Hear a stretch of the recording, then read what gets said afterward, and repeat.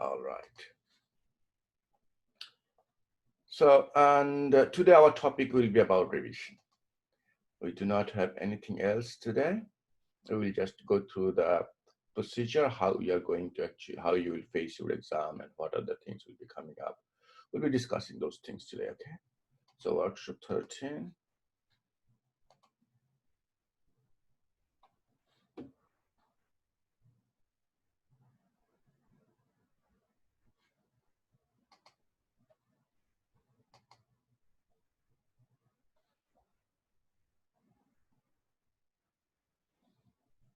Okay, how many students do I have so far? 8 of them.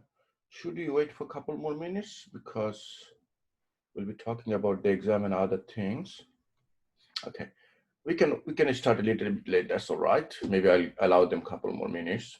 Okay, and before I allow these things, now let's talk.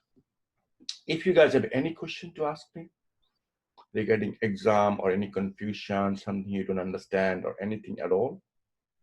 Yes, sir. Yes. Can we get the feedback about the report? Feedback about the report? Yes, I can do that. So may I know your name, please? Yeah, Ifeishi. Okay, I can do that, but I will not discuss your report in the class with other students. Yeah. But I can discuss these things with you only because it goes against the privacy issues. Okay. Okay. Yeah. Of course, I can discuss your assignment report. What was the problem in the report and why I put that specific mark for it. I can discuss that. It's okay. Yes. Thank you. No worries.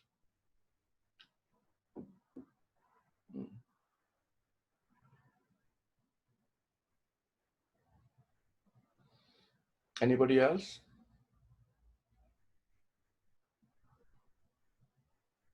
Sir, do we need a webcam for when we're sitting the test? We'll talk about these things in here today. Okay. I don't know, to be honest, because exam is being conducted by examination services. I think you need to actually ask this question to student service. Yes, Okay. how they are going to actually confirm that the right person is sitting for the exam. Yes. So is that closed book, right, for the final exam?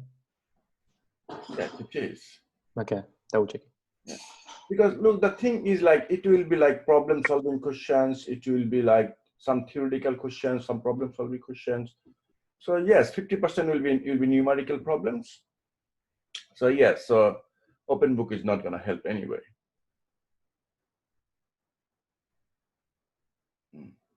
Okay, thank you, sir. No worries. Oh, sir. Yeah, it's for the calculation. Do we need to bring the calculator that the school required, or we use the calculation in the computer?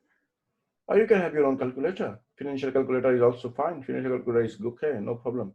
Okay, yeah. Thank you. So are you going to go through how to access the test as well? I'm sorry, what you say? Are you going to go through how to access the test as well with this? Or It will be just a link, like your assignment link that we provide you the link. in views? Like a quiz link, like this type of link. Yes. Okay.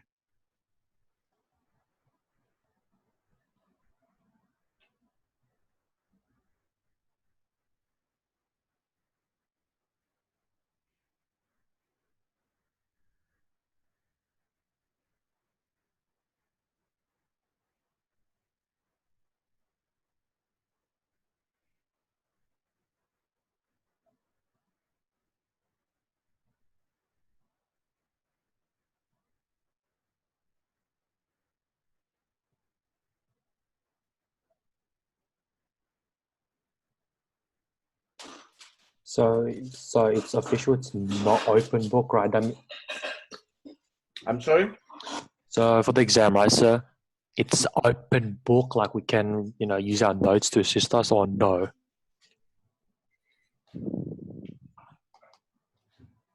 I don't think it's an open book, actually, to be honest. Okay. Okay, double check. All right. Thank you, sir.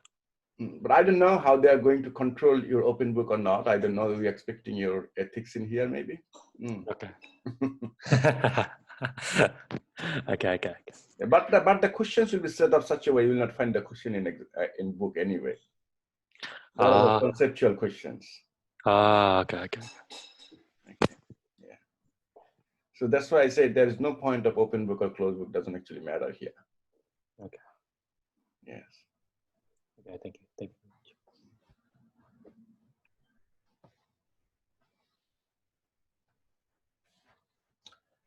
All right. And another question you guys will ask me about the formula sheet. Formula sheet will be provided. It will be given at the end of the question book. So, there would be a certain format in the examination, or or we have to use the Microsoft Excel. I don't think so.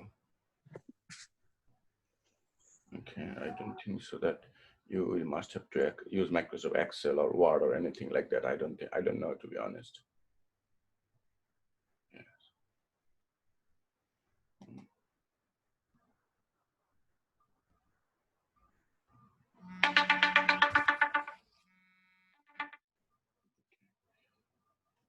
All right. I think I will start now. It's 5:40. Okay. Date of the final exam. Okay. I don't know. And we don't know either. So you guys will have to find it out. Okay. What normally happens is this: we make our question paper and send it to the school, and they organize how to take the exam. That's what they do normally. Okay. Yes. And during the exam, what you will face is a link, and you will have to actually click on the link and sit for the exam, like on that specific day. Okay. Students are these, like you said, the exam is an online exam. Okay. Like your quiz thing, like you have, like get into there, write it down, answer your questions, but not the MCQ here, to be honest, no. Date of the final exam, students are advised to check their own timetable. So you check your timetable when your exam. If there is exam clashing with other subject, please talk to student service. They'll find out a way for you.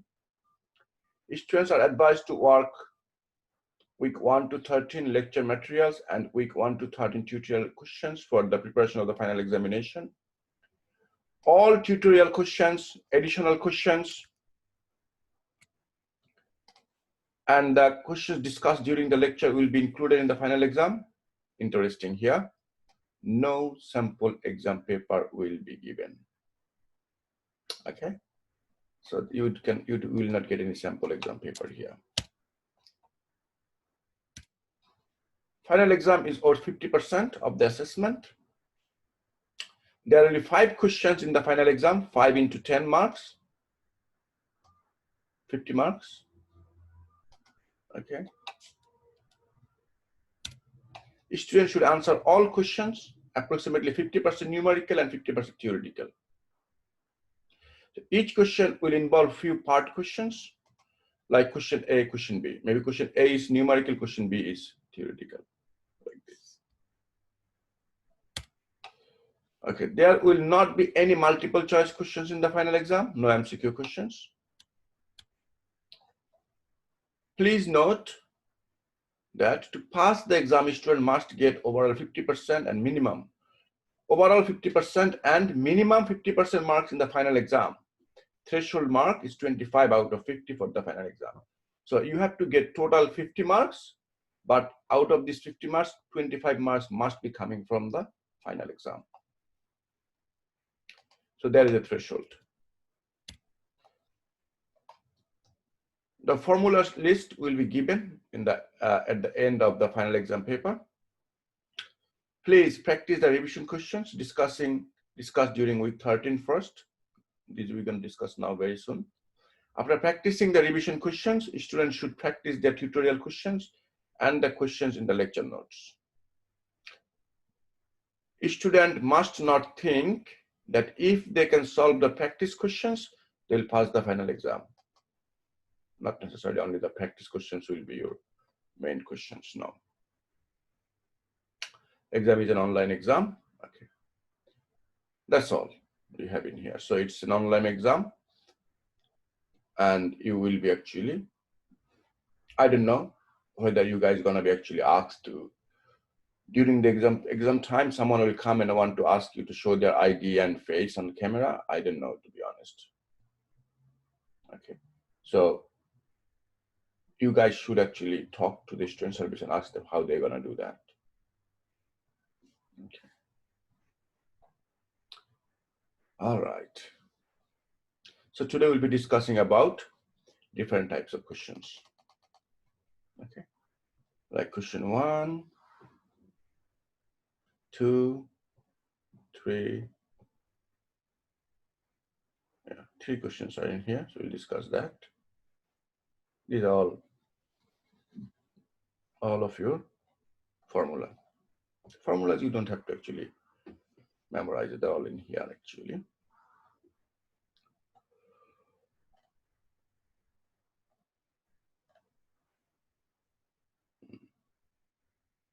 Yes.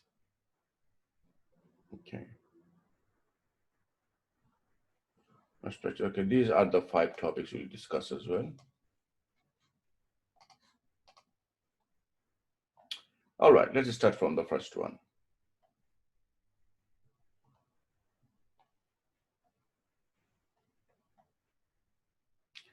Question number 1.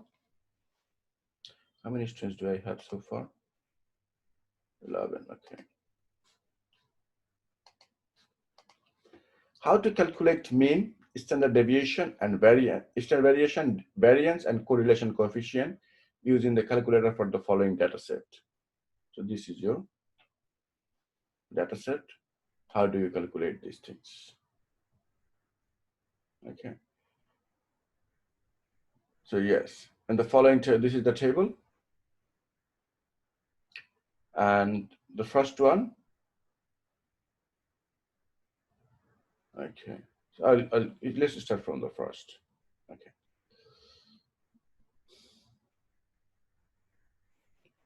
In the following table, observed returns on 2 assets, A and B, are given for 4 consecutive years. 10, 11, 12, 13.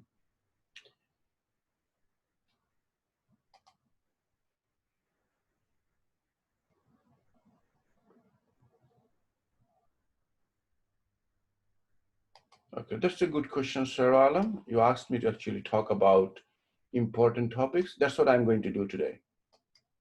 Okay, and also you can see we already mentioned here what are the important topics. So today we'll be discussing this topic that we are going through this problem set, and on top of this one, you will have to add up these topics, these 5 topics as well. These 5 topics, I think, in the last 2-3 weeks we've been working on these 5 topics: dividend imputations, then dividend policy. So these one and these one, these 2 is from the same week. I remember week before last week. Yes. Diversifiable risk, non-diversifiable risk. These things are actually from, these 2 is from the same chapter, I believe. And 4 types of merger we did it last class. Merger, 4 different types of merger: vertical, horizontal, conglomerate, those things. All right, we'll talk about this anyway.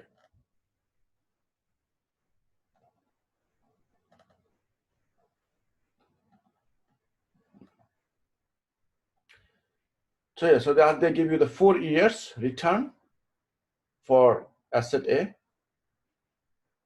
a return for asset B, 2 different types of assets. It says, so you have to actually estimate the mean standard deviation of the distribution of returns for each asset. Okay. How do you do mean? Mean is very simple. 3 minus 2, 7, 10, add them all divided by 4. Minus 1, 5, 8, 4, add them all divided by 4. Done. Okay. And these are different things.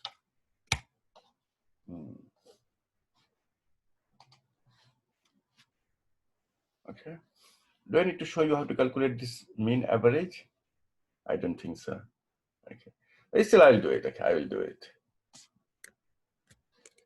Okay.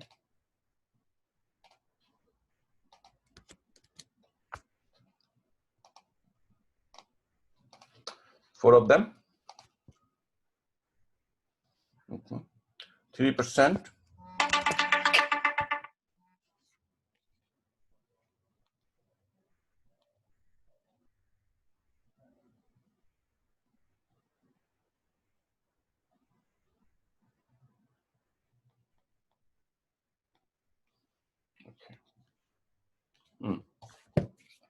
Plus 2%, or minus 2%. It will be minus actually, minus 2%. Then here you go, plus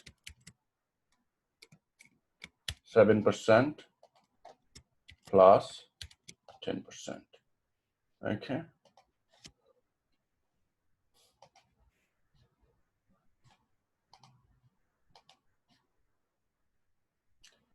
This, then this thing will go divide by 4. That's your answer. Okay. So I will not actually wait for the answers like that. So I will actually get these things from the solutions manual.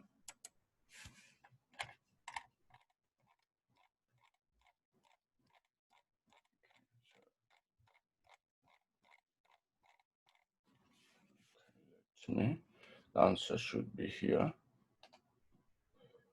4.5%. It will be 4.5%.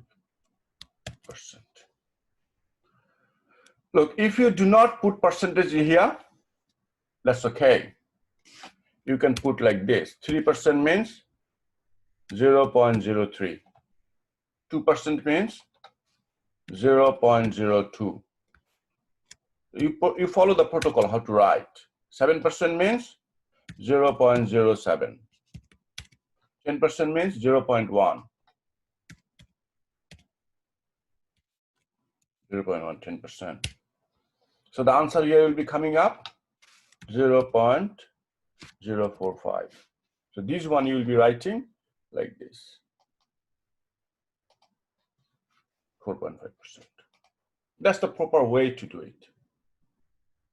Okay. Or if you don't do percentage, put all percentage on the top, then your answer is also in percentage. Simple. Any one way. But you put it here like this and you put here state percentage, that's not very good way. We understand what you mean. We understand what you mean. Maybe we'll give you marks too, but if you get a little bit less marks, don't get surprised. Okay.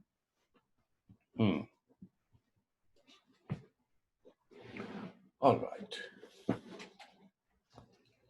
Next one. Asset B, I don't think I need to do this one now. Asset B, you guys know it. Okay. Yeah. Okay. Yes.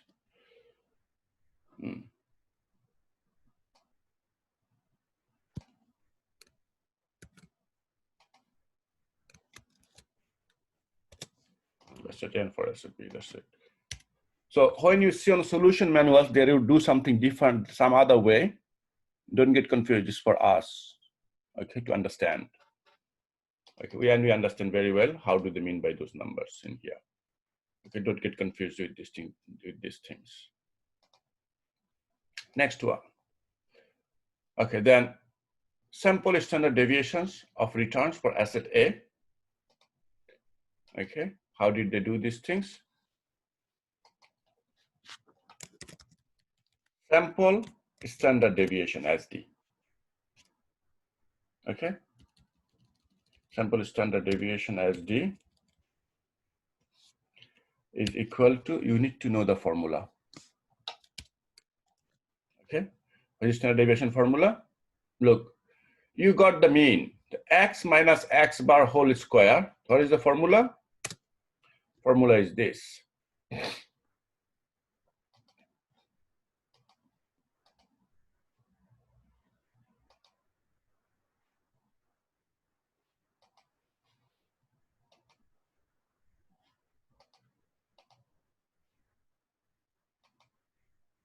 Here, you write down like this.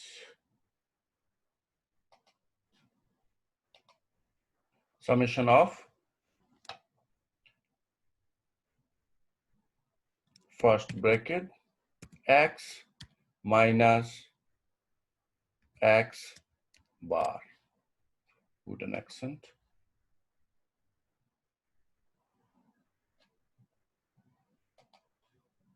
Okay. Bracket close.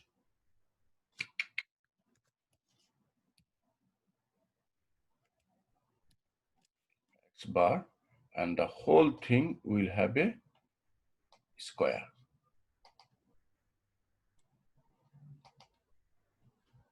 Two.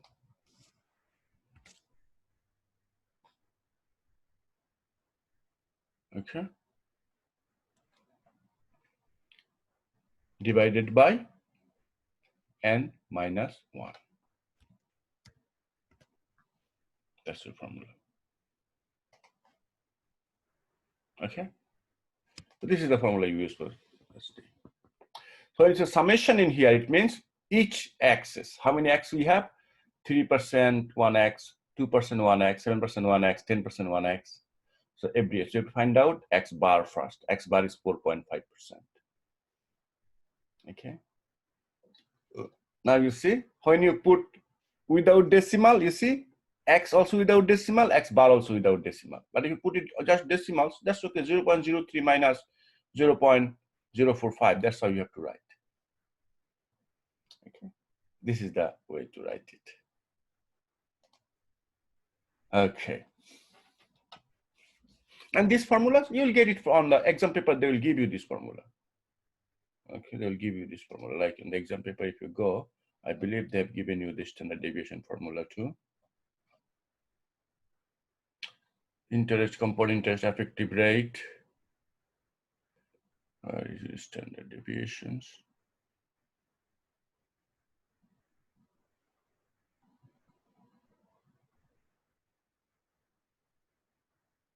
Yeah, sample standard deviation as the here is the formula. Summation of r minus r bar whole square. I said x minus x bar divided by n minus 1. Okay, that's the formula you have. For the population mean, it is population is this. See, population and sample has a little bit difference. And I think I told you guys on the first class that, on the first lecture, I told you these things that when you will be calculating sample, okay, sample standard deviation, sample mean, sample things, then you do it with English letters. For populations, it's always these Greek letters, okay? So sigma is actually your standard deviation. Sigma square is your variance. Okay. What is our next question here? So we know now how to calculate standard deviation, okay? Next one.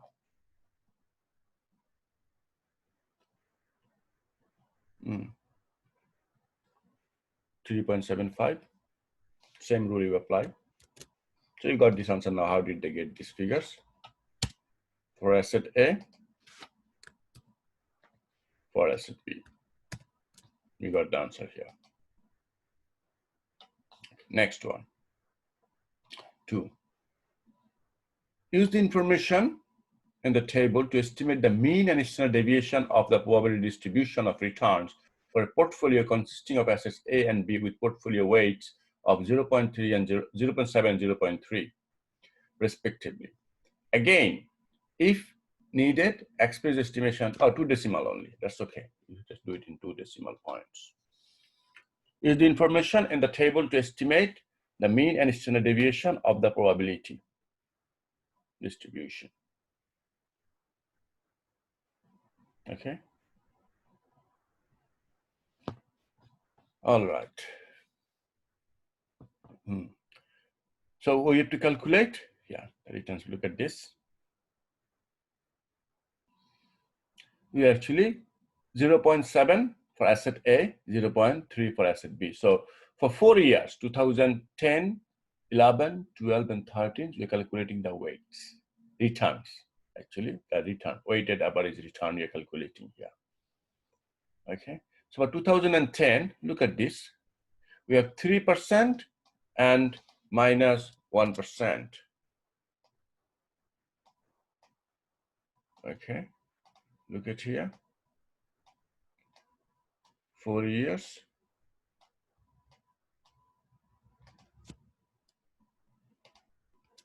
So 2010 is this. 3% and minus 1%.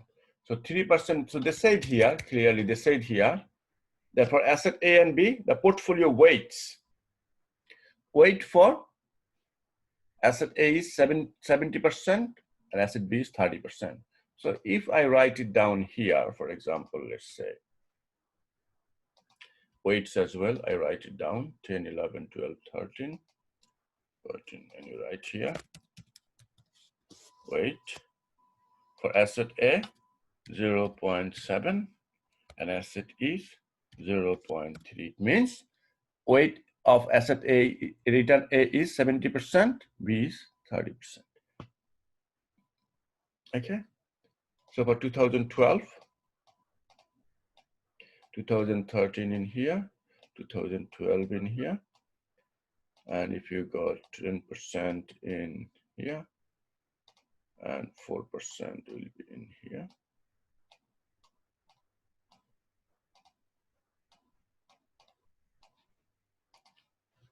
Okay, so that's our whole information.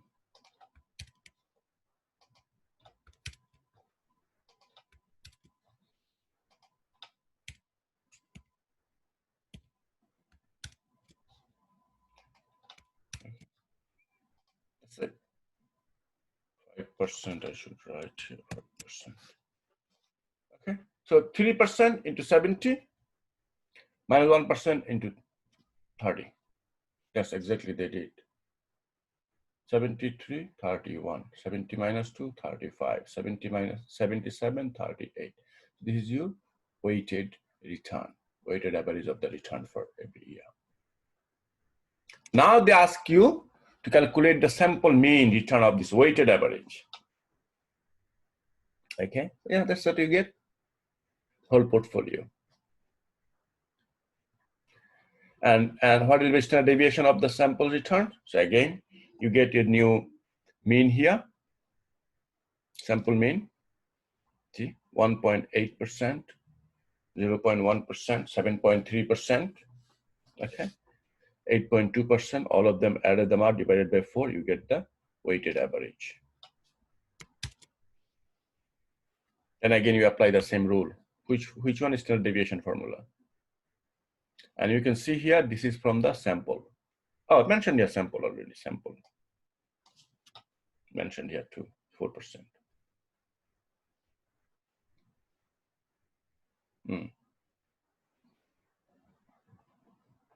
Yes. Question number B. What is question number B here? Oh, another question. Okay, so two questions here. Question A, you can see here, this is question number A. Here is question number A. Okay, and question number B.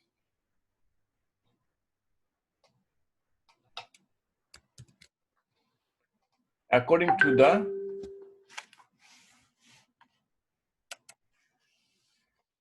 to the capital asset pricing model, the expected return on share in the Gamma Corporation is this. Okay.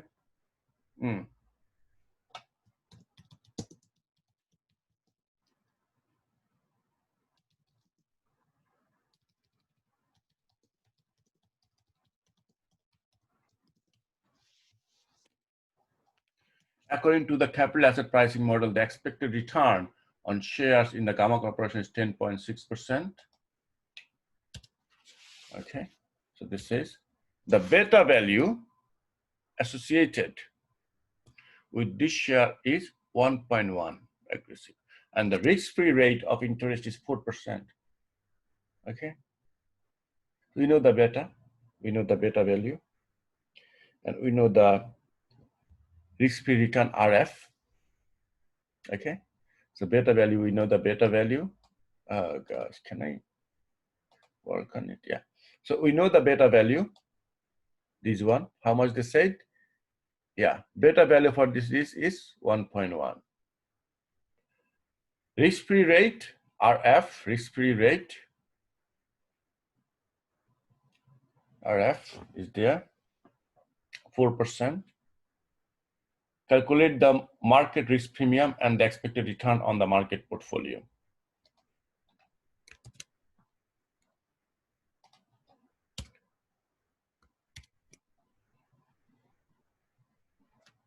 Okay.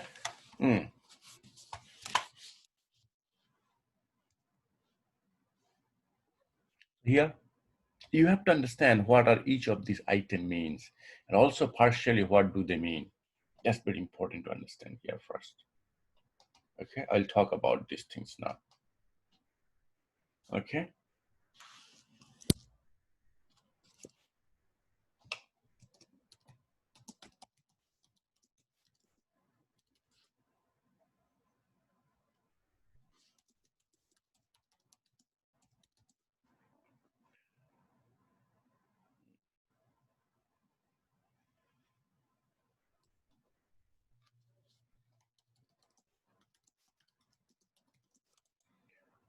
So look at this RF risk-free rate.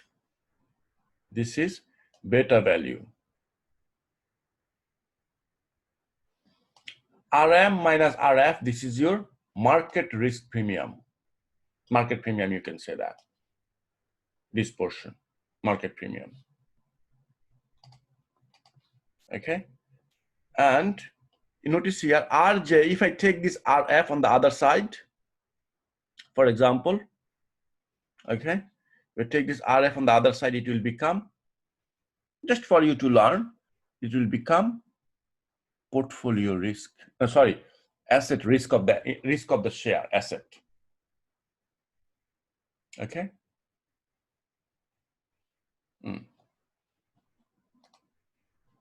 So this says here that how much is beta is given, risk-free rate is given 4%. One need to calculate market risk premium and the expected return on the market portfolio. You have to calculate market risk premium. You have to calculate RM minus RF. So you know, do you know this one?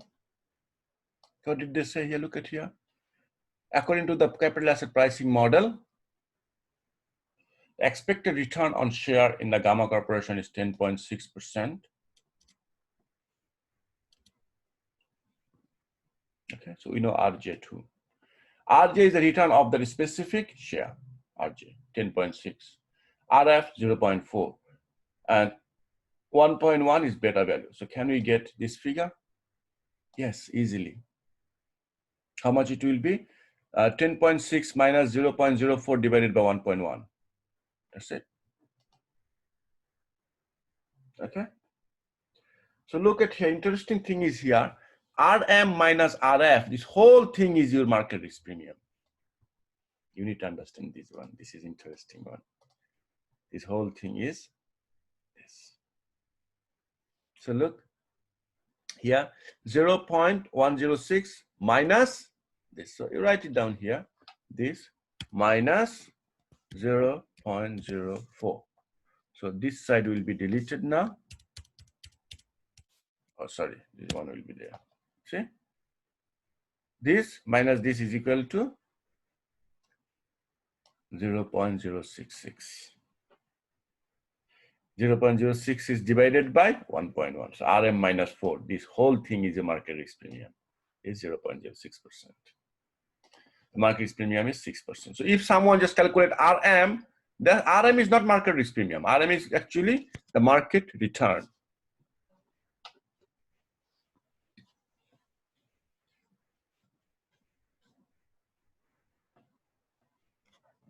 Okay.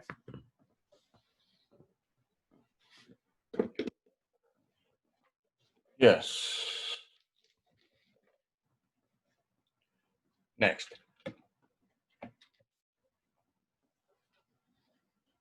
Expected return on the market portfolio. So market portfolio is how much? Market return, RM. So we know now, RM minus 4 is equal to 0.6. So RM will be what? Look, here, it should not be 4, it should be 0.04. That's why I told you at the beginning, guys, that if you follow the decimal, follow decimal. If you follow the percentage, follow any one of them. Don't follow both of them. It will be confusing then. Okay?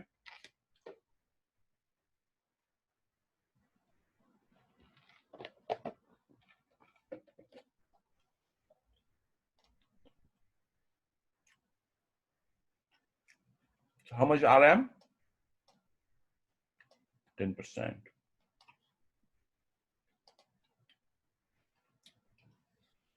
Okay? Yeah.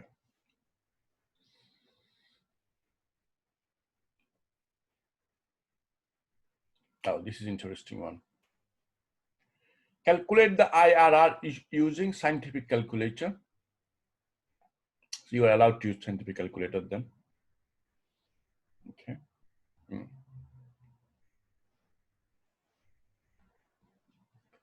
So 0, 1, 2, 3.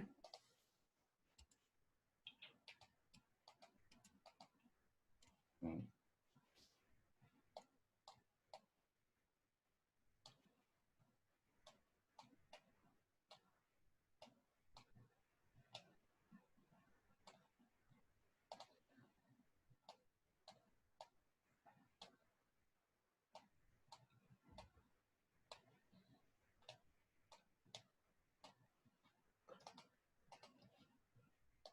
Mm.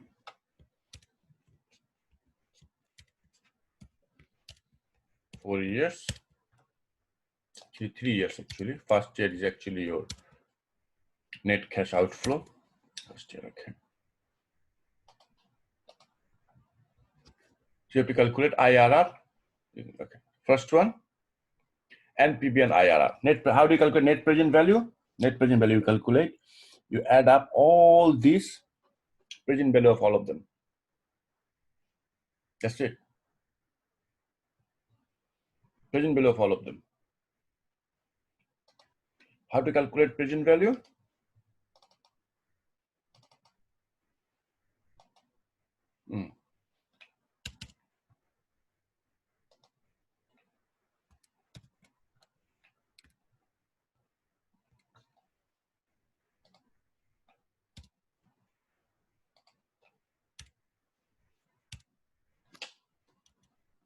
Oh gosh.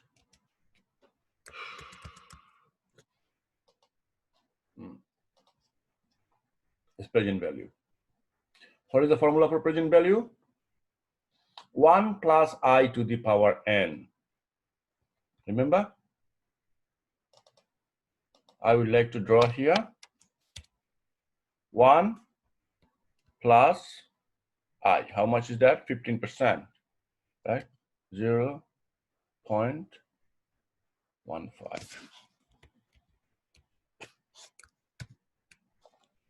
Okay.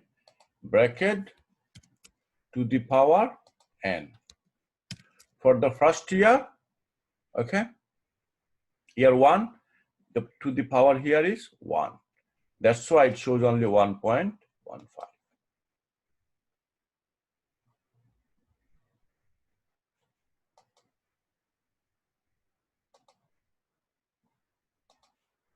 To the power here, 1. Make sense? Sorry. So that it becomes just 1.15. Here, this one also exactly the same thing. Okay.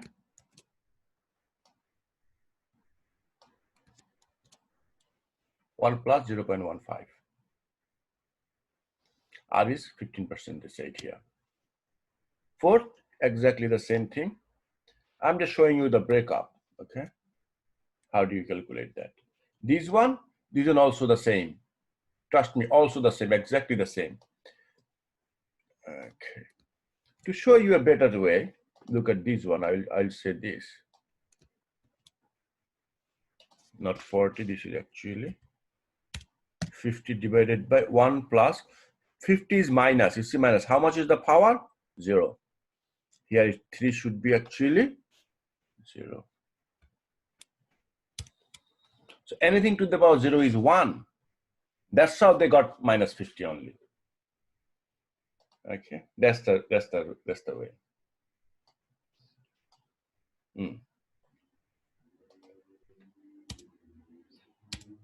Yeah. Okay. Hope the whole thing is clear. Okay. So you look at here 1, 2, 3 years. Look 1, 2, 3 years.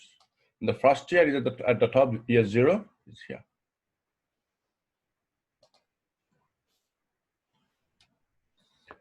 Second question. What is IRR? IRR says what will be your rate of interest that will make your net present value at 0. So what will be your this one? This, we don't know this figure. What will be this figure that will make your NPV as 0? That's the rule to find out. So this is our formula. Okay.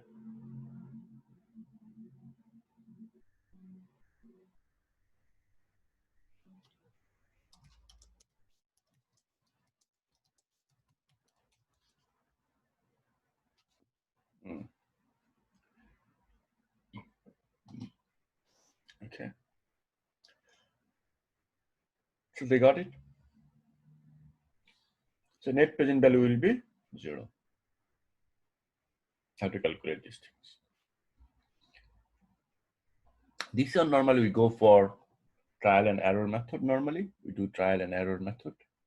In trial and error method, you look at this. So please note, so we need to find out IRR when equation 1 is satisfied, like NPV equal to 0. Okay. This one NPV equal to 0. Say 20 divided 1.16. They're trying with 1.16 first. Okay. Because look, if you do 15%, it's coming 1.25, almost close to 0. See, reduce a little, increase a little bit more because you're discounting. Interesting part here. We are discounting. Discounting in the sense it will discounting means you are putting the value as a less value. In discounting means, for example, let's say premium. Premium means you are putting it up higher, and discounted means that you are actually reducing the values. Okay.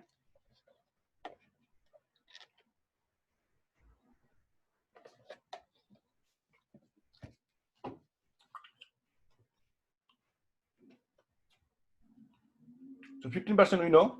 If you use 15%, the answer will be 1.25. Okay. 51 and 50.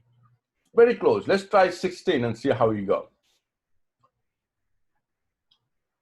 With 16%, we got the answer as 0.30. Maybe we need to increase a little bit more. Okay. If you go 70%, 17, you get minus 0.63. So now we understand it will be in between 16 and 17. More than 16, less than 70. So 16 point something will be the answer. Okay. Now it is clear that IRR will be in between 16 and 17. Okay. So now they're trying to find out how much is the difference. Okay. So the difference is 0.93. First one is 0.3 minus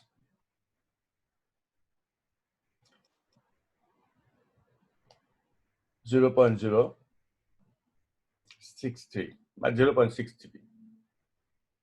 Okay. So we know now changes in R, 67 is 0.1%. So it means 1%, 0.01 means 1%.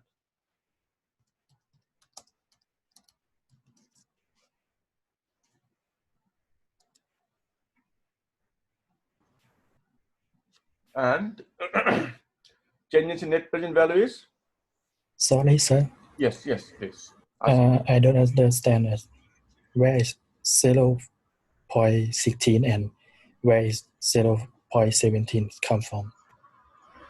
Well, 16 and 17 coming from? So your question is, where do I get this 16 and 17 coming from, right? Yes. This is called, we are trying to do as trial and error method. Because look at here, we have to find out what is internal rate of return. Internal rate of return means that, like look at here on this example, you say, suppose our rate of return is 15%. You see this one? Yep. 15% our rate of return, right? Yes. That's our net present value we are calculating. So at 15% interest rate, we are going to discount our future values. So our future values are 20, 10, and 40. These are our future values. We're discounting it at 15%. And you're finding our net present value. Net present value means your cash inflow minus cash outflow. This is your cash outflows. Look at here. So I would like to draw this one. This is your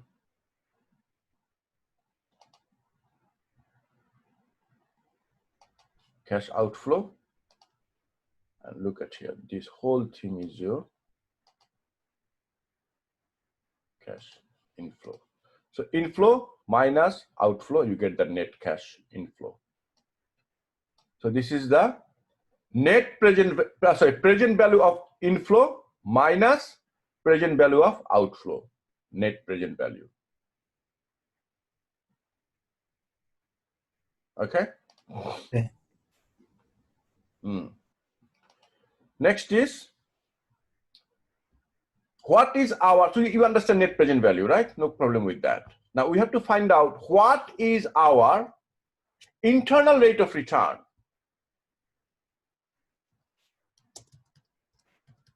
Okay?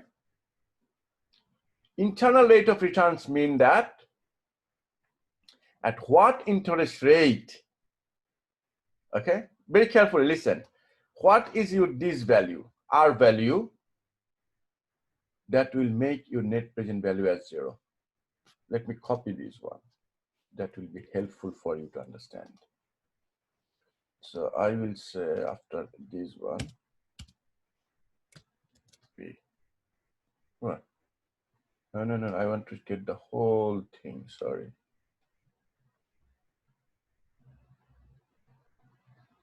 Okay. Whole thing.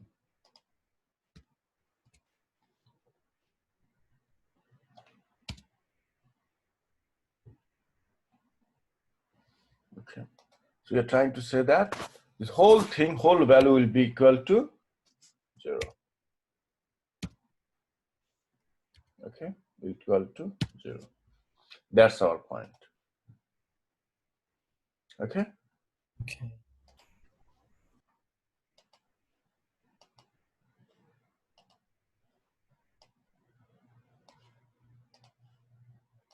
This whole thing will become our 0. So it says here that what will be this interest rate? This rate. This is our question. At what interest rate this will become our 0?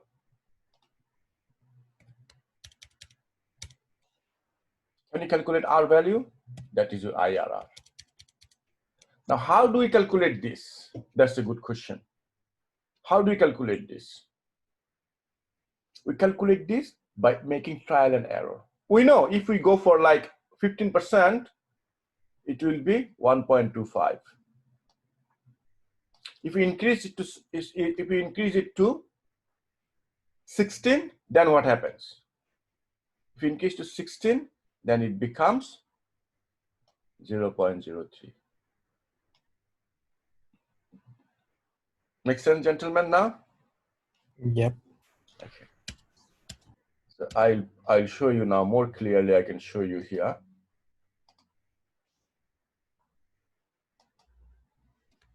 Now we're gonna try these things with trial and error. How do we try it? We try with first with 15%. That we have already done in there. Okay. Then we're gonna try it with 15%. We see this situation. Yeah.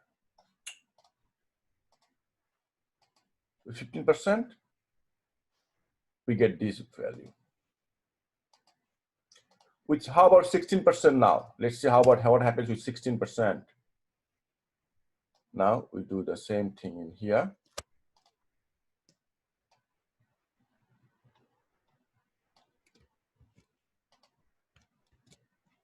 Not 15, this is actually 16. This is actually 16. 16. This is 16 too.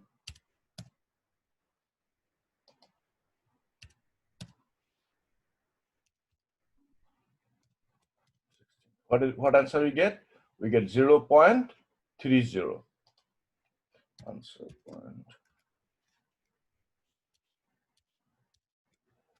Answer is here 0.30.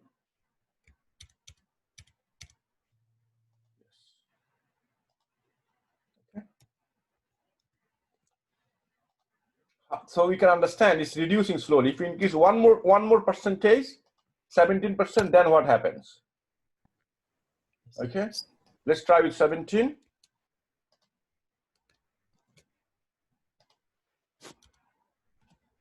17.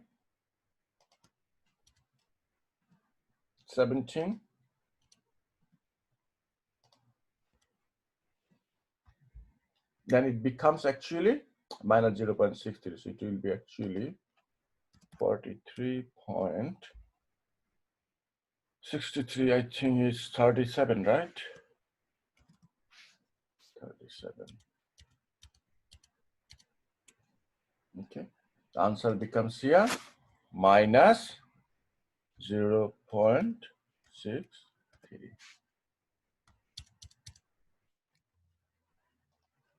But our target is not to reach 0.6. Our target is to reach actually exactly 0. So now we are comparing. If 16, we get 0.3. If 17, minus 0.63. So it means our answer is in between 16 and 17. Okay? We are going for pro rata basis now. How do we do the pro rata basis? We're showing here. Changes in R between 16 and 17 is 1%. But if we make these changes in 1% change in 16 in between 16 and 17, our net present value changes actually 0.93. So how do we calculate it? We say 0.01 divided by 0.93. That's how you calculate is how much? You get the answer of 0.00323. It means 16 and plus this one, 0.00623. That's how you get 16.323%. Okay, so if you put now 16.323%, you see here, they put it in everywhere, it will become 0. So we say here that this is actually how much? If it is 16.323. Okay.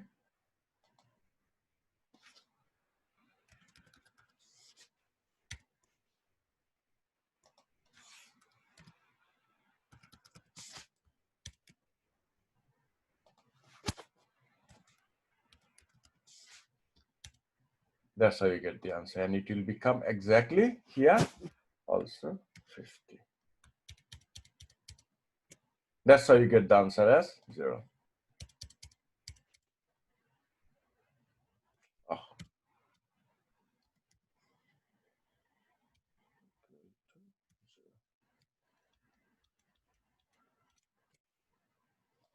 That's is our answer. So IRR is actually what is the interest rate in here that will make your net present value as 0.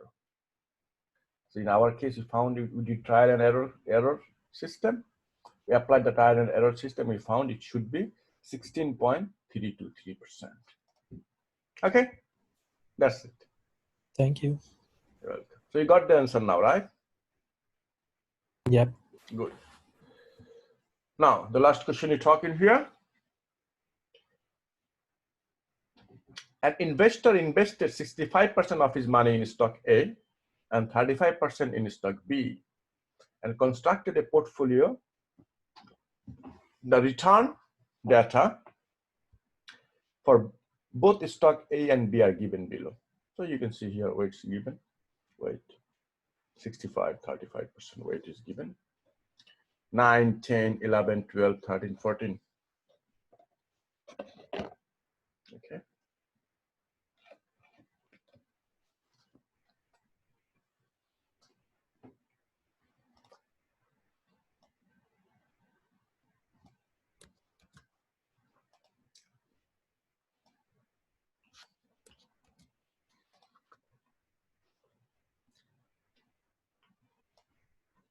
Calculate the portfolio standard deviation using the above data.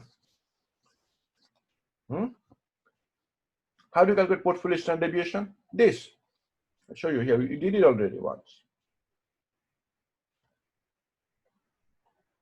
Here. Here are the portfolio. It means you have to calculate every year's portfolio return first. So this is the return for 9, this for A, 52 for A, 1.65 for B. Okay. So 0.52 into 65 plus 1.65 into 35 will be your 2009 portfolio. That's exactly they did it here. Portfolio return. I would like to actually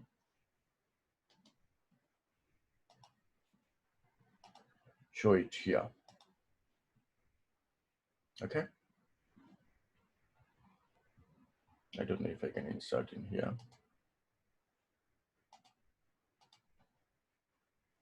It will be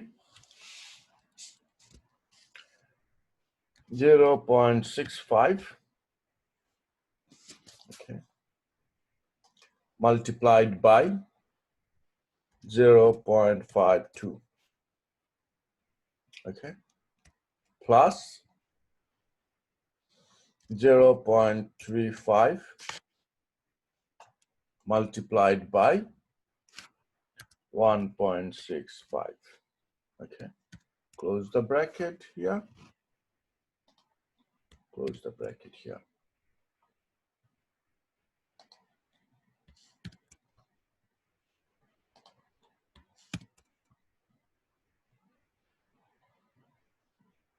Okay. So this is your way. I wish I could show you in one line. It doesn't look like it will fit in one line. Sir, Yes. sorry to interrupt. In the exam, do we have to show the workings, or we can just No. Look, you guys don't have to show everything in details I'm showing here, because I'm showing to make you guys clarify, well, look, how did they get these numbers? Yeah. That's why I'm Like- showing you. Break up. Are we allowed to use like a piece of paper as a working? Yeah. You can do And it. then, Just no, look, sometimes it might say, show your working. That time you show. okay. You know what I mean? Yeah. All right. Thank you. Like this type of some silly things you don't have. Now you don't have to show me 0.65 into 0.52. How much is that? No, I don't need to show that. I will expect you guys know you are not my school kids. So I understand. I treat you as a matured person. No, not that low. No. Okay, so yes, I'm showing you these things to show how did they get this number. Okay, that's what I'm trying to show you. So that means that we can have a pen and a piece of paper with us for the rough work. Do you mind repeat, please?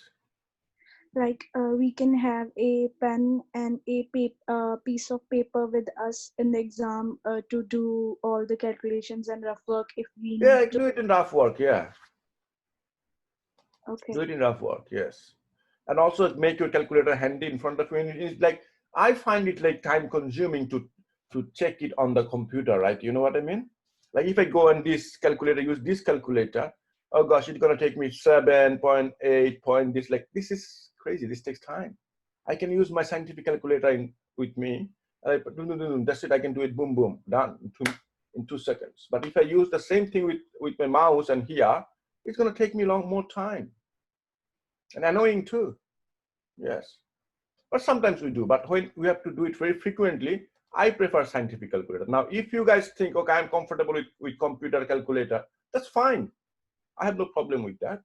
I told you personally, I prefer to use my scientific calculator. If you feel it's comfortable to do it with your computer one, your choice. It's okay. Yes.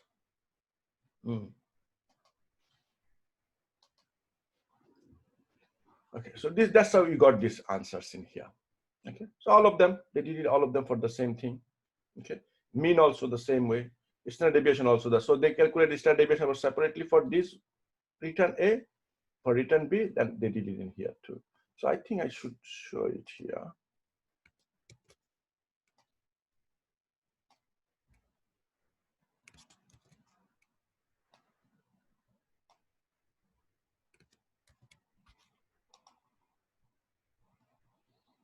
Yeah, 5.21. To write it down. 5.21. Other one 2.15.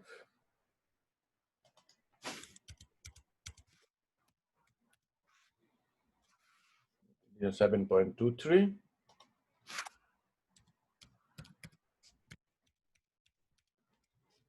And here this one is 0.25.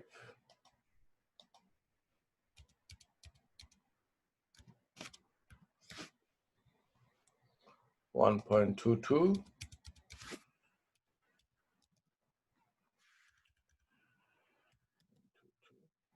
And here 5.32. Okay. 3.22. 3.12.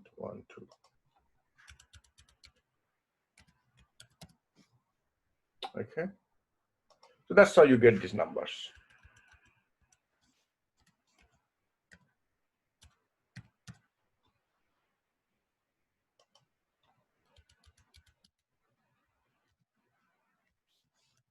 Four point 0.26.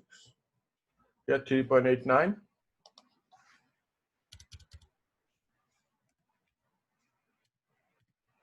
89.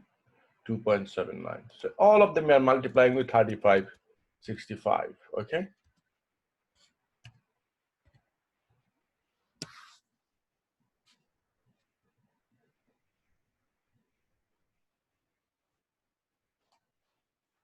Okay.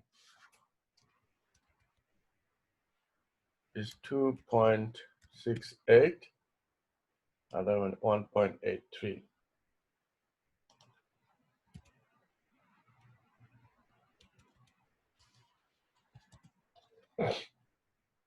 7 point, that's how you get these numbers, okay? 7.22, and here is 3.36.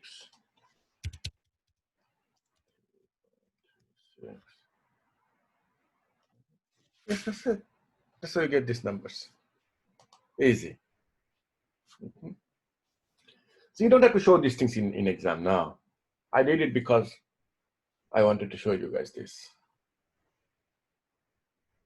Okay. So yes, now Sample portfolio standard deviation. So this one, look at this one. This is important one. Okay.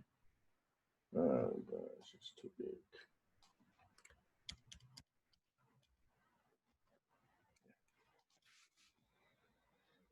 Okay. So look at standard deviation one. That's what I've colored in here. This one is not calculated like this. Calculated like these way. Separately, they showed you this. Different formulas we have in here. Okay. And variance. Variance is actually done by sigma square is the variance. Sigma is the standard deviation. This is this one. Square of this one will be this. Let me get the calculator.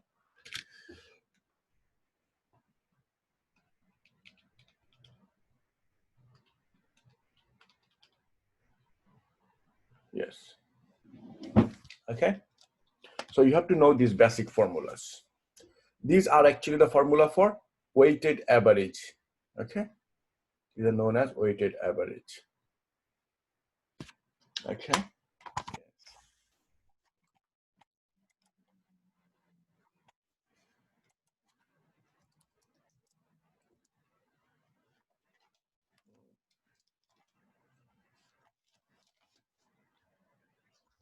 All right. How do you calculate SD then?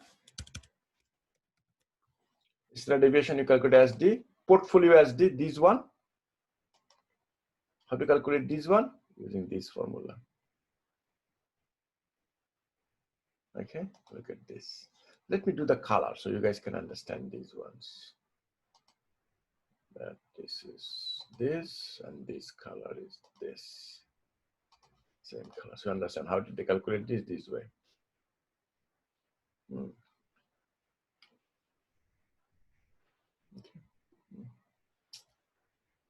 All right. And we have to calculate correlations. Formula for correlations.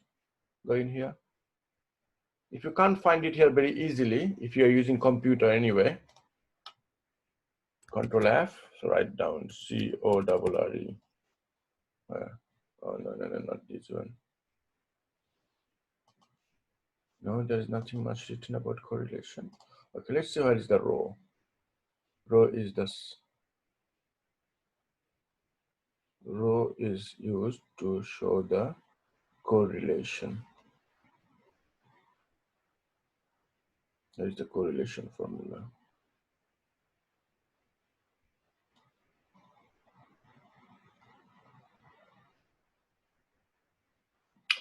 Which is sigma deviation covariance. Look, sigma for population, sigma for sample. See that? Please be careful in here. This one is very important one.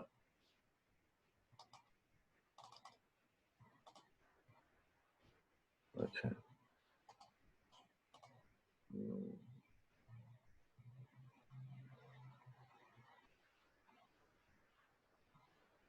Where is correlation formula?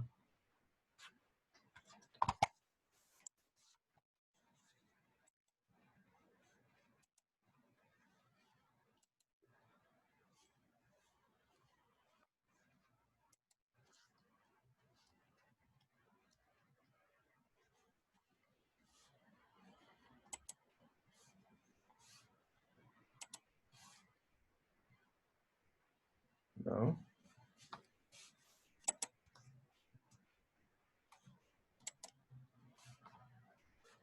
Okay. I'll write it down here.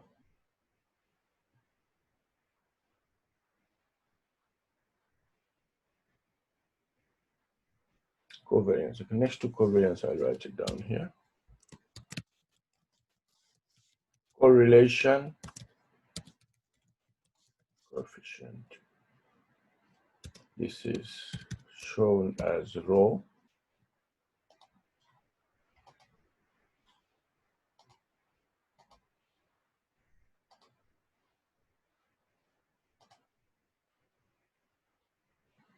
Rho. Well, if it's a population, It is for row. It is for sample. Like I'm going to write for sample R. Okay, I'll write down your sample. Sample correlation coefficient R is equal to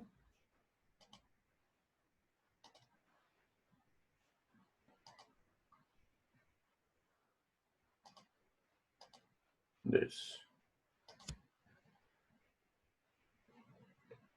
And into summation of X into Y. It will be N into bracket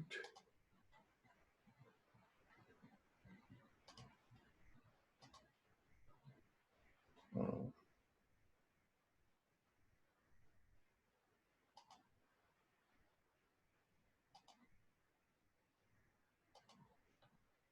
X into Y. Okay.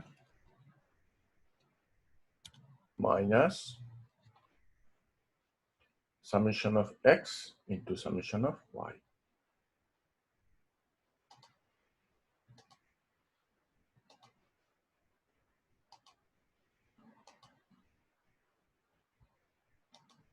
Summation of X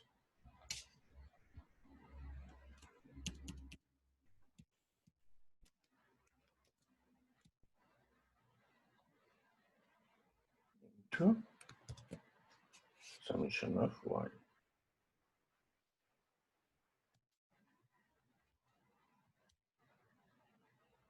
Divided by, yeah,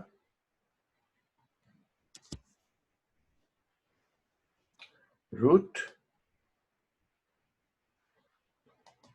of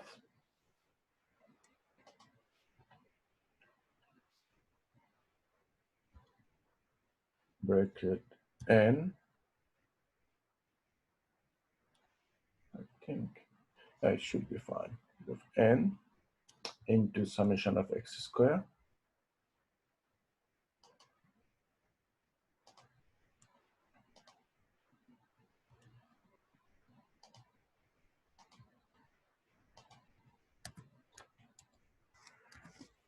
X square, okay, minus, oh no, the whole thing should be root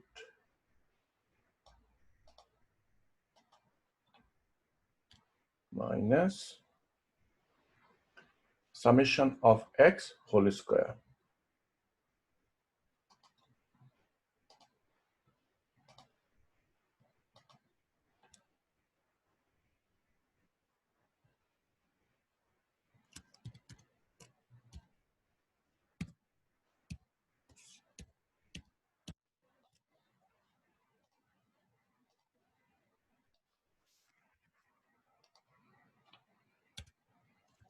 Okay. Into again, you take the same thing.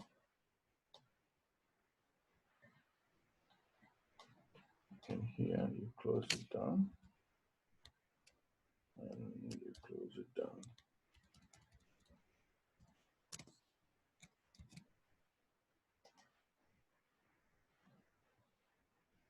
You do exactly the same thing now for Y. And into summation of Y square minus summation of Y. This is your equation for correlation. Okay. And I believe in this case, they did just standard deviations and this divided. Okay. Standard deviation.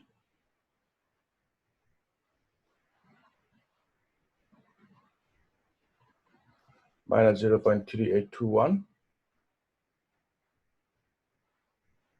Yeah, so you have all the summations in here. Bring the summations. Another way you guys can do these things, to be honest, copy it. In Excel also you can do these things easily. You can do the same thing with your scientific calculator as well. Excel. So in here.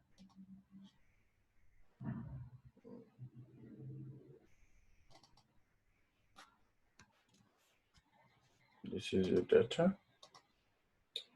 And you calculate here is equal to correlation, okay, of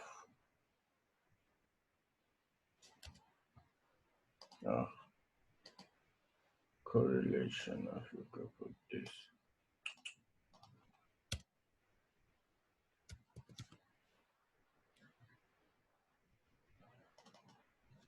correlation of these and these.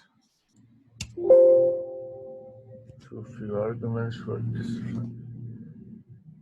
Decide to choose these and this first. This and then this. Few arguments. That's 227.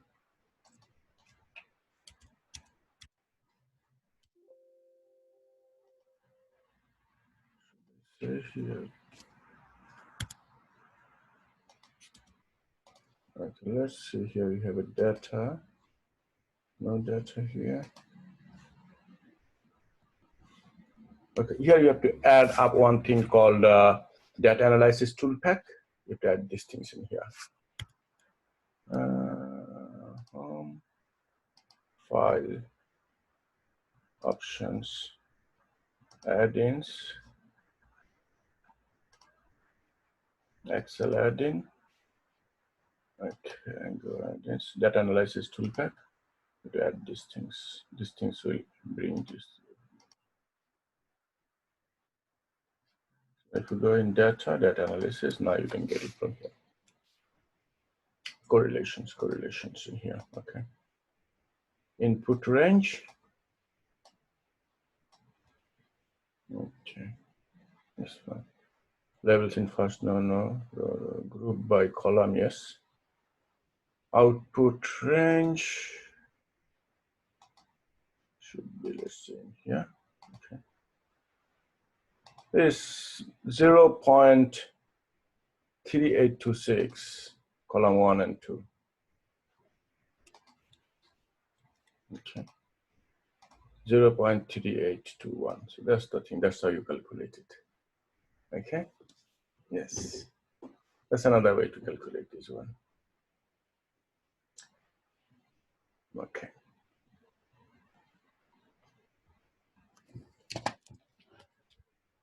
And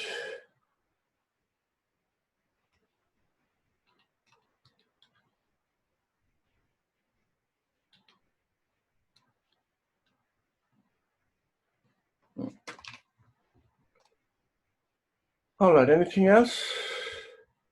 So the correlation coefficient between these two is minus negative, so this means they're negatively correlated.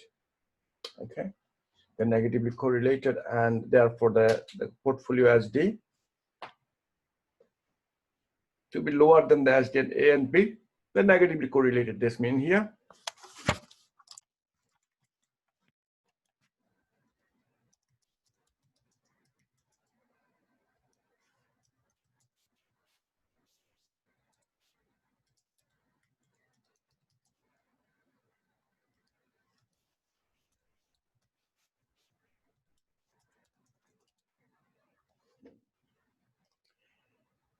All right, so what else we have here?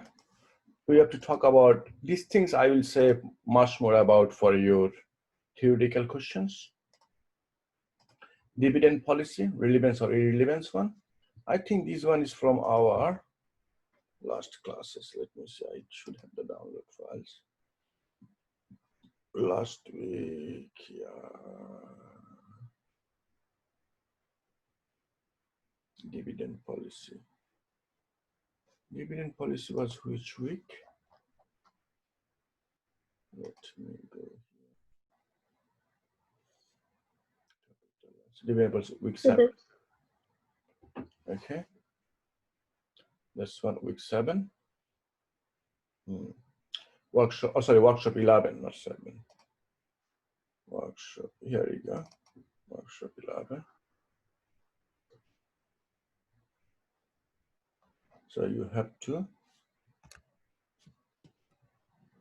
learn these things from here. Relevance and irrelevance theories.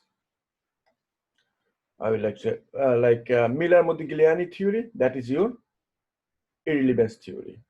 Okay. So yeah, here is dividend policy irrelevant. This one. Okay. It has also a very good. So this is the thing you need to know, and also I will say that this one you have to learn, and they have the assumptions in here. They have criticisms in here. Also, the same theory, same one you will find in last week. Last week, not workshop. Is this last week? Okay. So here, what is the Modigliani structure relevance theory and what does it imply? So here also you find some data. So last week class is very important. From last week class, like workshop 13, this one, merger and acquisition, leverage and capital structure merger and acquisition from this week, this one. See, the thing you need to learn is this kind of leverage. This is DOL, and yeah.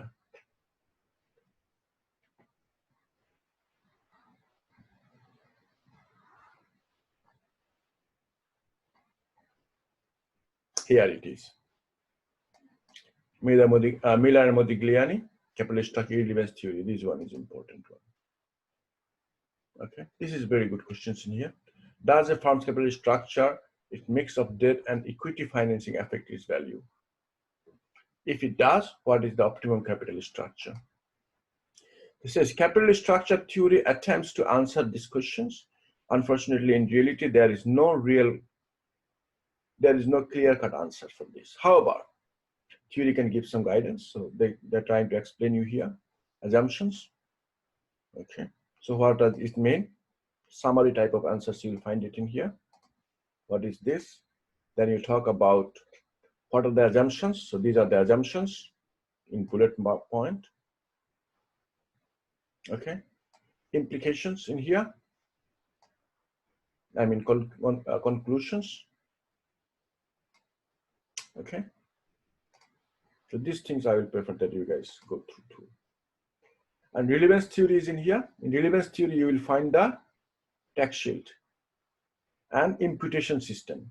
So just from this week, you will discuss, you will get dividend policies, the first one, this one, for type margin and imputations. I'll go through these things a little bit. Now I'll go through, give me a minute. So they have, let me go through this margin. 4 different types of mergers is in here.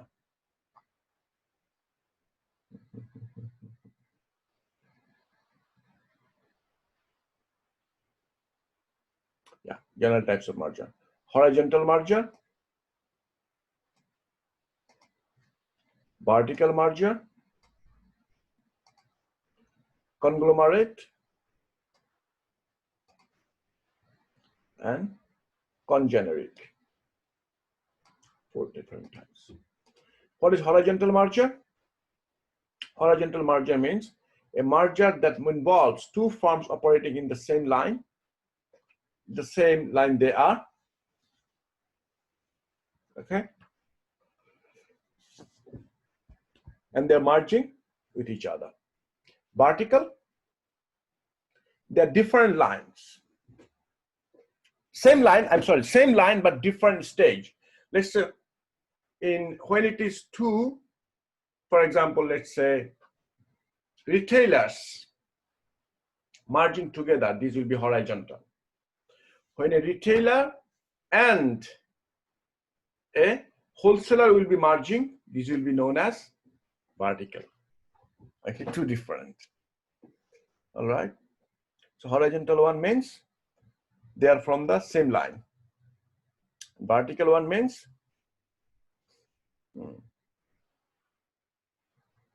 that you are from the 2 stages of the same lines. merger between Hewlett Packard and Compaq Computer.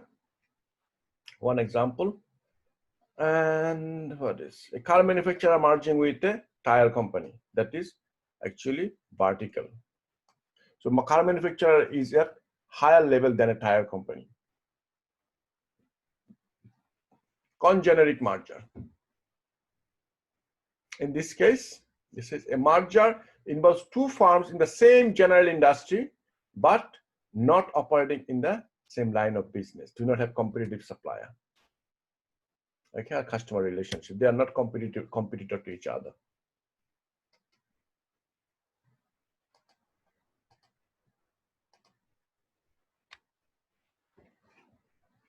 They are not competitor to each other.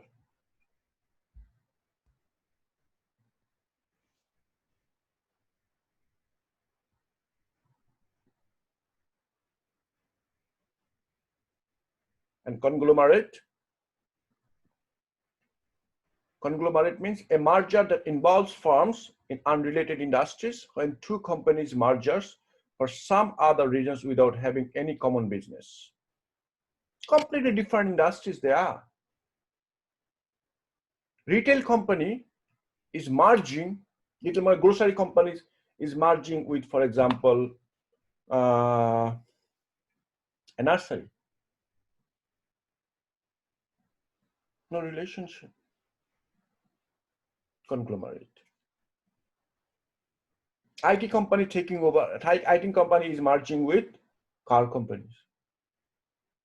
Conglomerate. Okay. So horizontal merger, vertical merger, congeneric, and conglomerate. 4 different types. Okay, and what else?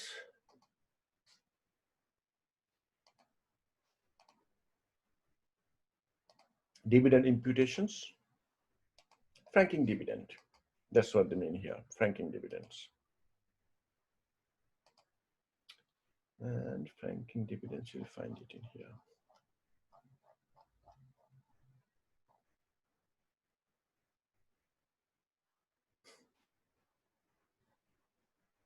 This is also important. Agency theory is very important, guys. So last week is very important for you all, okay? Dividend imputation and credit structure, this one.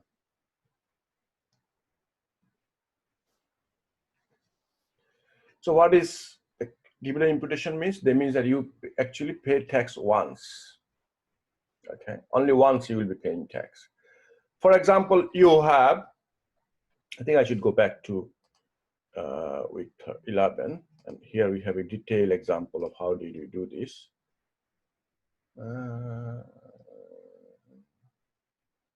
Relevance theory, bird in the hand approach. Yeah, franking dividend approach in here. So this is your formula. You need to know this, learn these formulas. Okay. In this system, they said you pay tax only once. So they gave an example in here. For example, suppose a company pays out fully franked dividend of $70 each to investors with marginal tax rate of 19%, 32%, and 40%. Look, couple of things very carefully you should note. Marginal tax means that personal individual income tax. Marginal tax means that individual income tax.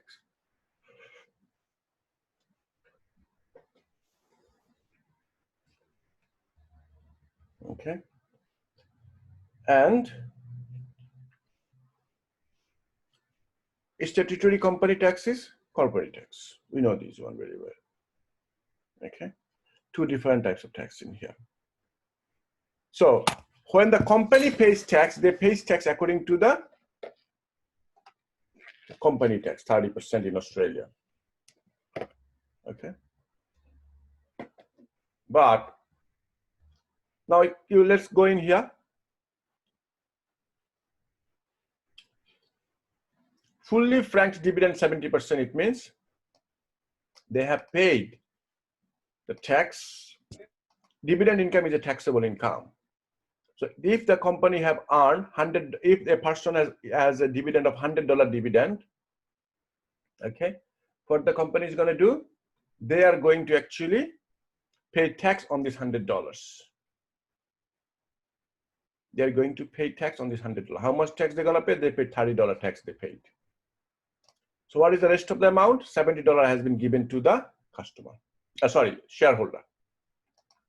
So in this in here they're saying how much tax has been after paying the tax. Full tax means full 30% tax has been paid. Okay, $70 to each investors with marginal tax rate of 19%. Okay, that's 90, but I'll talk it later. So $70 you paid after paying the full tax. So how do you calculate how much tax has been paid by the company before they hand out $70 to the shareholder? This is the formula. For the formula, dividend into tax rate divided by 1 minus tax rate. This is the formula. Okay. So applying this formula, what you got? That you have paid $30 tax. Remember this one. How much is total dividend then? Total dividend was $100 actually then. So the shareholder actually earned $100 as dividend. $30 has been paid as a tax to the government, and rest $70 has been given to the shareholder. Now the shareholder, we have different, so all shareholders got $70 after paying $30 tax. But some shareholder will say, no, my tax is 19% personal tax rate. Why should I pay 30%? Yes, we're gonna work it out now. So those shareholders whose marginal tax rate is 19%, what about them? So how much is their dividend? $100. How much will be their tax? $19. How much tax they have paid? I mean, they paid or company paid on their behalf, doesn't matter. How much was that paid? $70. So this individual investor, he has been overtaxed. By how much? So 30 minus $30, he is supposed to pay 19, but he paid 30. So 30 minus 90, $11 should be returned back to the shareholders. That's it. That's tax imputation. So this is the thing they said, that imputation credit for each investor is $30. Okay. So for 32%, okay, his income is $100, his tax will be 32.5. But how much tax has been paid? 30. So investor will have to pay extra $2.5 to the tax office. This person, 45% is his tax rate. Okay. So how much is his dividend income? $45. How much tax has been paid on his behalf by the company? $30. How much rest he needs to pay off to the tax office? 45 minus 30 has been paid, $15. That's it. So you have to identify how much tax has been paid, add the tax with the dividend they received after franking credit. Okay, guys, that is your dividend imputation system. And what else are you gonna talk? Imputation, merger, efficient market hypothesis. Efficient market hypothesis means that we assume the capital market is efficient. What does it mean? It means that any information that will have some impact on the share price has already been reflected through the share price. Any information that might have an impact on the share price has been embedded or have been adjusted through the share price. Okay, that's what they mean. So which chapter is this from? The efficient market hypothesis? Let me check. I'm not sure about actually this. Dividend policy. Is it cost of capital? I believe cost of capital. Let's check. Workshop 9, right? Workshop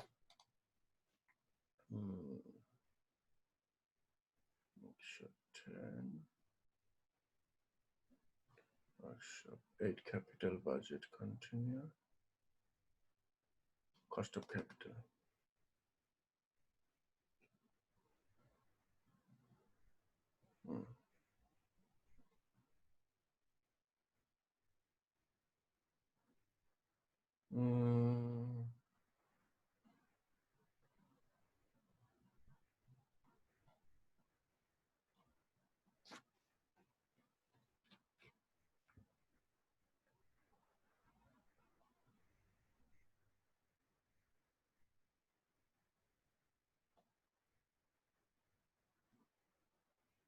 See a PM approach.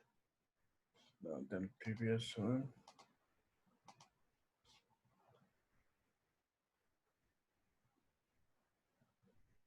Okay, let's check with workshop 5.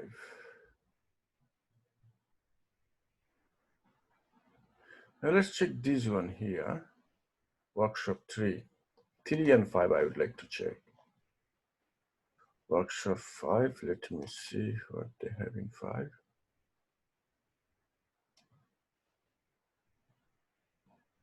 Ah, here it is. Workshop 5, efficient market hypothesis.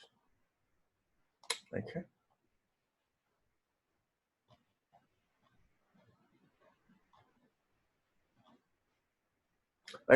Look, what does it mean normally? I tell you what does it mean. It means that here it is a pre-market hypothesis, share valuation. Okay. What does it mean? It means this, look, when you are going to buy a share, for example, you want to purchase a share of Coles company. Now share price is, let's say now they say the share price is $50, for example. $40, $40 for example, okay. Now you can ask, you can raise a question. Is it really $40? Does it really have a value of $40 of this share of Coles? You have this question in your mind. Are they overcharging me? Is the price overpriced?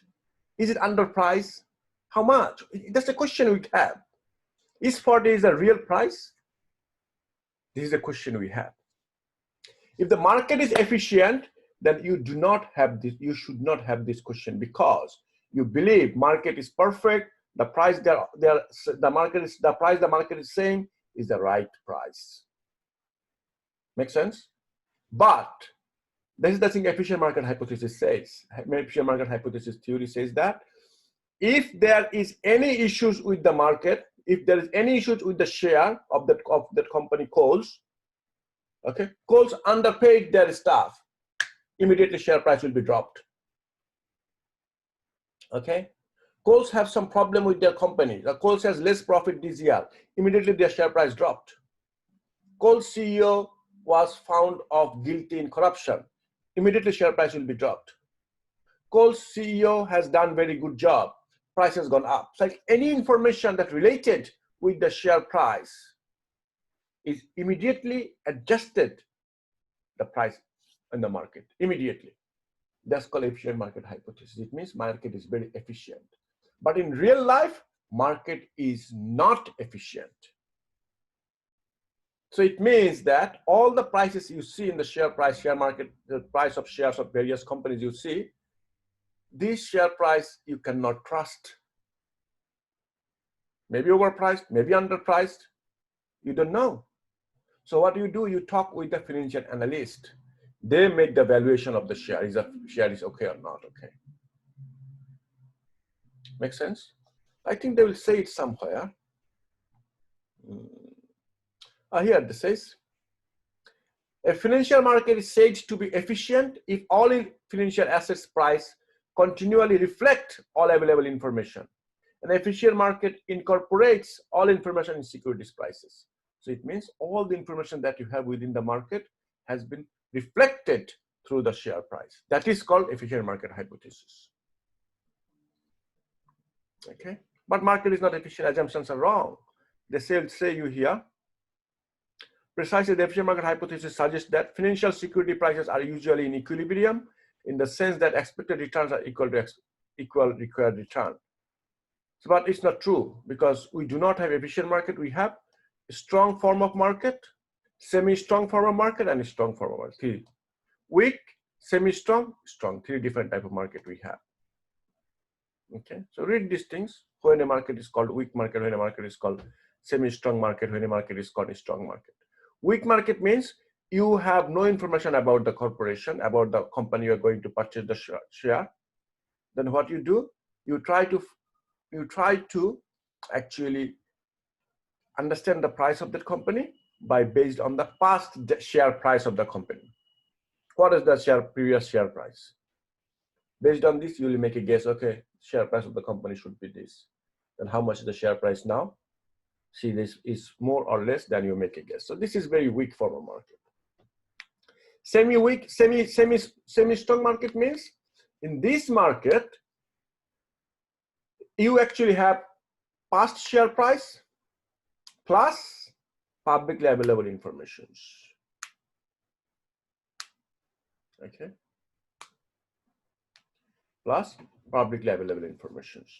Publicly available information means you fill annual report. This is publicly available information. Okay, annual report you have. So based on annual report and the historical share price, you have to make a decision you're going to buy this share or not. A strong forward market, it means that your historical share price you have in your hand, the publicly available information, which means like your annual report, financial report you have in your hand. Also, you have some private information. Private information means there are some information which the, let's say, managers knows. Very deep secret information, private. That is called, but that is also available for you to consider. But it's normally we don't get this information. So that's why we have like management in the company will have those information, but outsiders will do not have. So this gap of information between these two group of people is called information asymmetry. Okay. All right, that's your efficient market hypothesis. And what else we need to discuss? Diversifiable and non-diversifiable risk. Diversifiable risk are those risks that you can diversify them, control them. Non-diversifiable risk, systematic risk, you cannot change them. You cannot diversify them. This risk will be always there. Okay. So please check on these 5 topics, check on these questions we have done today. And also there are other questions too that you need to look at. Okay.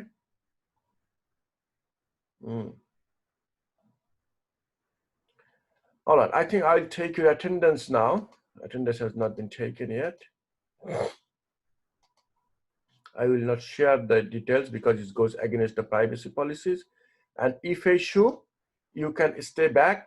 If students are gone, I will talk to you regarding this. Yeah. Regarding your feedback, I'll talk about that too. Okay, here I can see Pranay Gudayera. May I know who is that? I do not think you are in my class, are you? Pranay?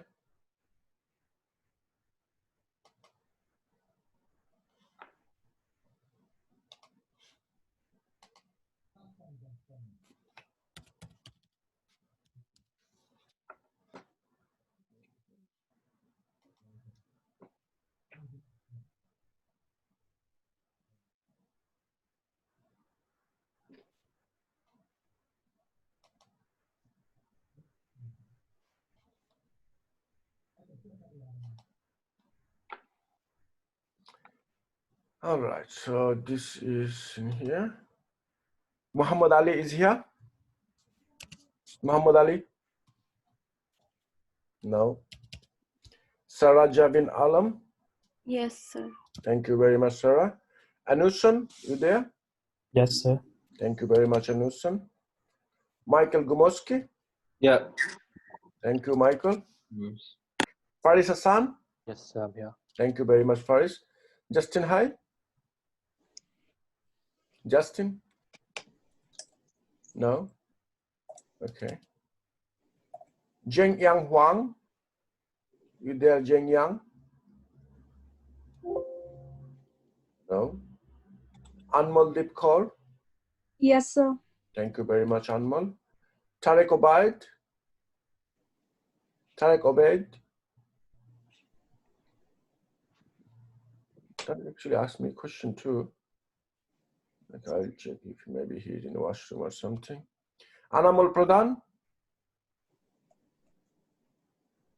Anamal Pradhan? No. Jianao Chin? Jianao Chin? No. Sullivan? Sullivan Somise? Yes, sir. Thank you very much, Sullivan. Ifeshu is here. Maha Abdul Rahman Al Salawi? Maha? No. Putik Panha? Yes, sir. Thank you very much, Putik. Chong Yu U? Chong Yu U? No. Vipul Reddy? Sir, Thank you very much, Vipul. I'm here. Thank you. Hai Hua Huang? Thank you, Hai Hua. That's it. Sir, have you called my name? May I know your name? Muhammad Ali. Muhammad Ali, yes, I called you. Okay. I got you. Anybody else? Okay, all right. Okay. Is there anything else that you guys want to ask me? Sir, it's Vipul Reddy here. I wanted to ask regarding the project. I've emailed you. I just want to make sure that did you receive it or no? Did you get your mark?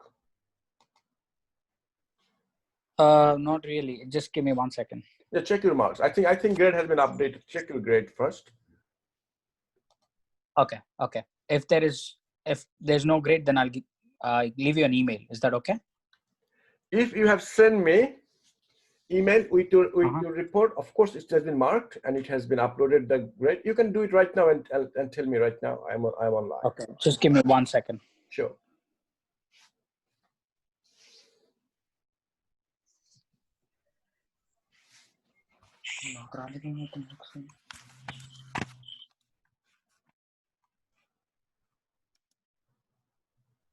Sir, for the bonds, do you recommend practicing the mathematical questions as well?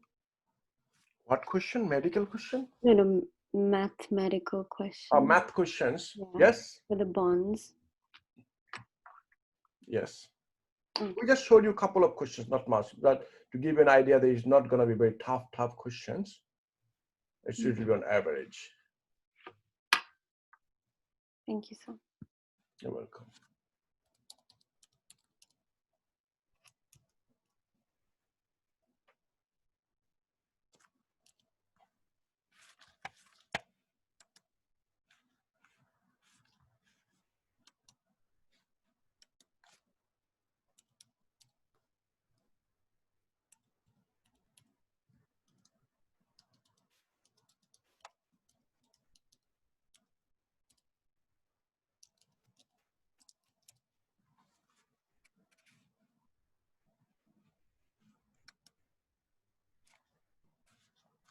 Sir, I haven't received my marks yet. Give me a second. Give me 1 second, sir. Yes, same here, sir. I remember I put Kandala. Sir, yes, I got it. Yes, I remember I used Kandala there. Yes, I got it. Yes. Thank you, sir. Good. No worries. Thank you so much. So when do you upload this YouTube class again on the YouTube? I mean the Zoom class, this present class. Tomorrow. Tomorrow? Okay. Yes. Thank you, sir. Because I have two classes, Wednesday and Thursday. Okay. 2 classes I have. After having these 2 classes, I check which classes I had more important discussions, because discussions depends on the students. Yeah. Students' point of view. So that's from these 2 classes, I by myself, I decide which one is better class. Hello. I upload that class. Okay. Can you guys hear me? Yes. Yes, sir, we can hear you. Yeah, that's it. So I actually upload those classes, which class is actually, I from my perspective, I feel it was a better class, then I upload that class. Okay. Thank you, sir. Sometimes you will see that Wednesday class, sometimes it's Thursday class. I take both the classes first. Then on Thursday night, I decide which class I'm going to upload. Okay. Thank you, sir. Thank you so much. Have a nice day, sir. You too. Thank you very much to everyone. And I don't want to see you guys again in this subject, in this class. Maybe in some other class we'll meet again, but not in this class. Okay, so please, I wish you all good luck, and I wish you all finish it off, and we don't have to meet again for the same purpose. Okay. Yes. Anybody else has asked me any more questions that I did not reply or anything? No, sir. All good for today. Thank you. Can you guys please fill up your student feedback survey, please? Yes, I've done it. Thank you. You are welcome. Man.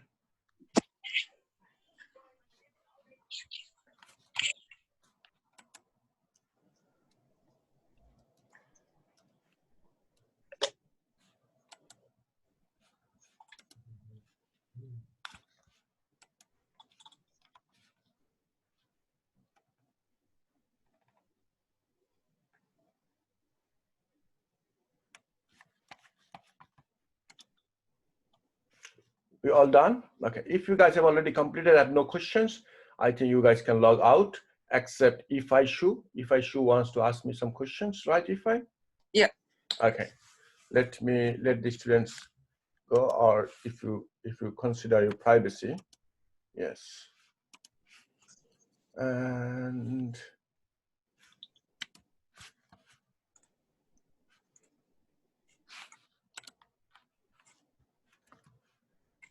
let me get your, yes. Yes.